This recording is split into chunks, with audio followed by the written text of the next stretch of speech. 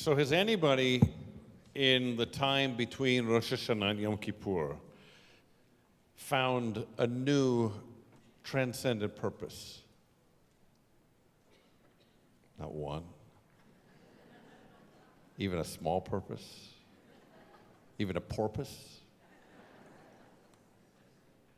Think seriously in the year to come about what it is to live this year. What the demands and the opportunities are that this year, this page of life will present. Ask yourselves if this is time for a small act or a legacy play. Ask yourself what would make you heroic to yourself and to others. Ask yourself in the year to come, but in these focused days, these days of unique clarity, what you might realize in who you have been all these years that might guide you to be who you might be in the year to come. Where you were small, can you enlarge yourself? Where you shrunk in, can you be more generous? Where you said no, is there opportunity to say yes that might make this year the greatest year of growth in your life? In the beginning of our story, which is a story that begins with the words Bereshit bara Elohim et hashamayim v'et haaretz. In the beginning, God created the heavens and the earth. Everything seems to just go to plan. There's evening, there's morning, there's a day, there's a sunset, there's a sunrise. We just expect that.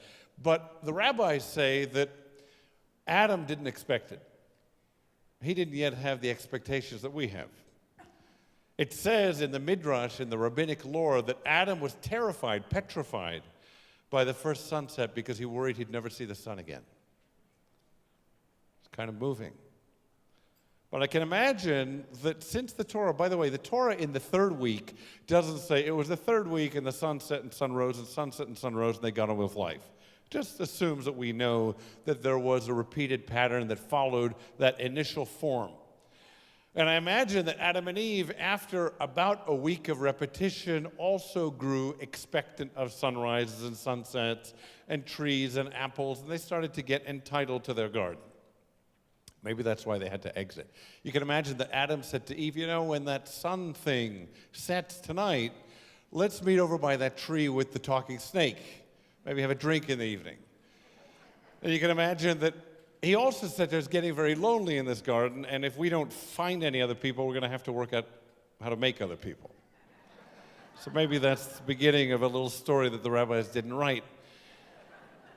But what I'm asking you to think about today is questions that we don't bother asking, and answers, hence, that we'll never arrive at.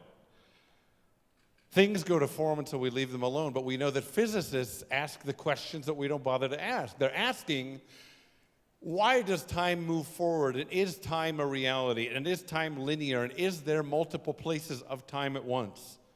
But in our day-to-day, we look at a clock and we know it moves forward and we're aging. And we're driving forward from one date and one event to the next in our lives. You remember that movie that came out a couple of years ago that was with Brad Pitt, The Curious Case of Benjamin Button? I liked it. It's very Hollywood to get younger as you age. But if you think about that movie, that was somebody having the gall, the temerity to say, what if an ordinary movie goes forward, but my movie will go forward and backwards at once? That's kind of innovative. That's getting us to think differently. If you remember, a number of years ago, there was a book on the shelves that many of us read. And we often don't read books until we need to. This was called Why Bad Things Happen to Good People.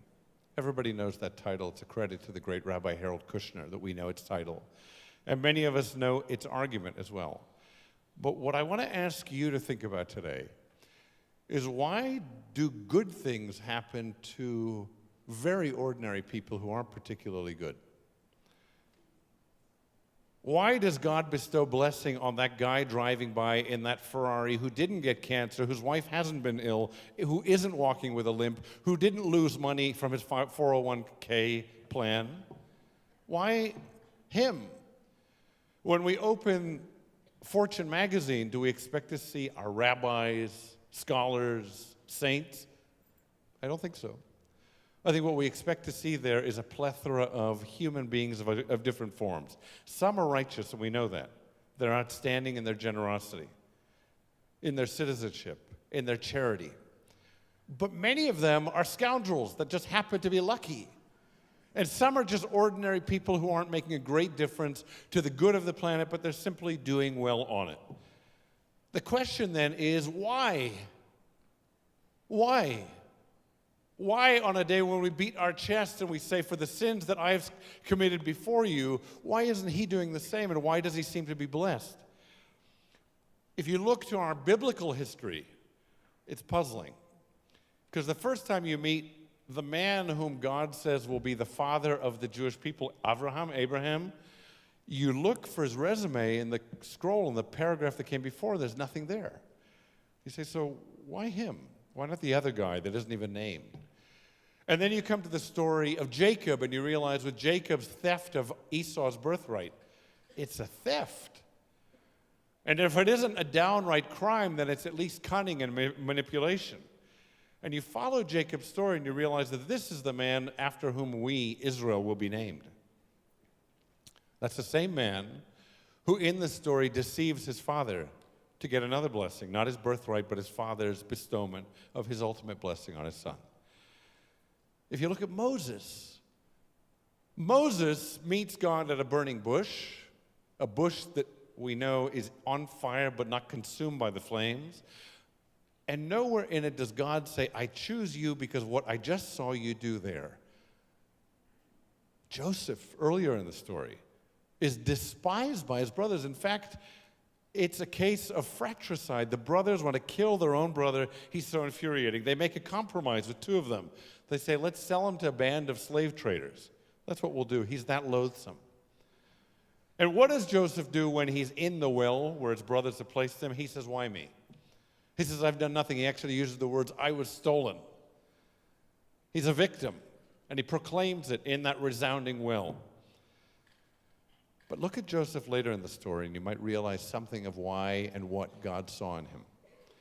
When Joseph meets his brothers, later, when he's not in the well, but he's in the heights of power, fame, and fortune, it's then that he says, I am your brother Joseph.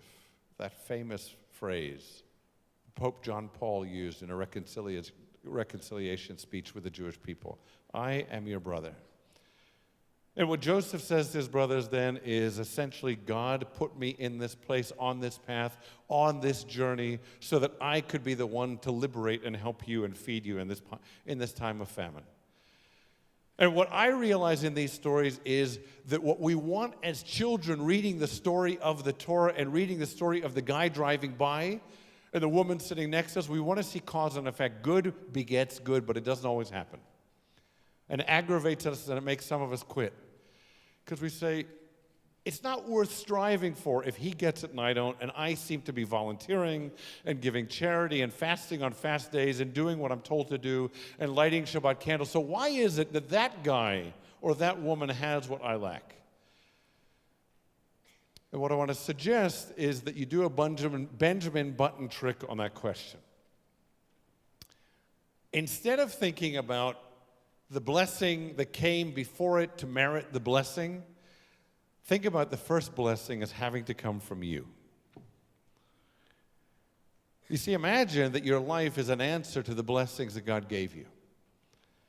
Imagine that the reason that we know about Moses after God recognizes and blesses Moses is because what he did before was a resume. It didn't matter. God was the employer who interviewed this person and said, I don't need your resume. I see your potential. I think what's going to come next in your life is going to be worthy of a scroll. And thousands of generations reading it to learn what it is to live an extraordinary and forceful life. When Joseph was the boy, even though he was an adult in that well, but acting like a child, saying, why me and not him and not them? It wasn't then that God realized what Joseph realized. Joseph came to realize that because he was blessed, he had to be a blessing. Abraham seemed to realize, I was chosen, so what am I going to do with my chosenness? Think about what it is not to look for good to beget good, but to say, God already gave me good. I am here with breath and family, with community, with a life, with experiences that I've had. Think about one experience that was extraordinary in the last year and ask yourself if that can't be the catapult for your own goodness in this year.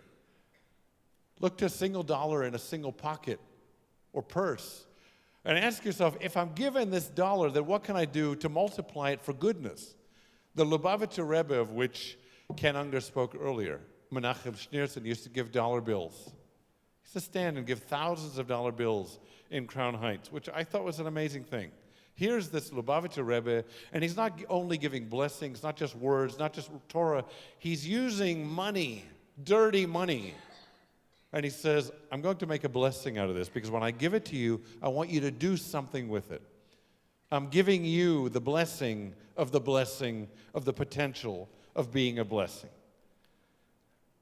So imagine that your employer in the sky, who we believe has an awareness of our lives, looks to you in seat 123B and says, I blessed you over and over again. Now be a blessing. We who have children, we who have grandchildren, know we didn't do anything to be worthy of that blessing. Our worthiness has to come after we get them. After they are our blessing, now we better grow. After they are in our hands to raise them, to guide them, as parents and grandparents and aunts and uncles and community members, then we realize our place in the world. Because then with that realization of blessing, the first step to greatness, gratitude, then we realize what life can be in that year and in our lives. When you think about blessing, it isn't enough, because all of us are laden with blessings. We can barely get up for the weight of blessings in our lives. Everyone, all of us. Even our challenges, some people might say, are the greatest blessings that some of us have.